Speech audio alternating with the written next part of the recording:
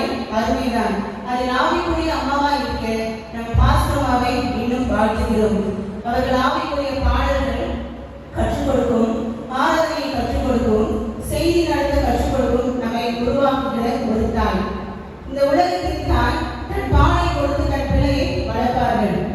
இவர்கள் ஆவிக்குரிய பாலாகிய வசனத்தை கொடுத்து நம்மை வளர்க்கிறார்கள். இவர்கள் ஆவிக்குரிய பாலாகிய வசனத்தை கொடுத்து நம்மை வளர்க்கிறார்கள்.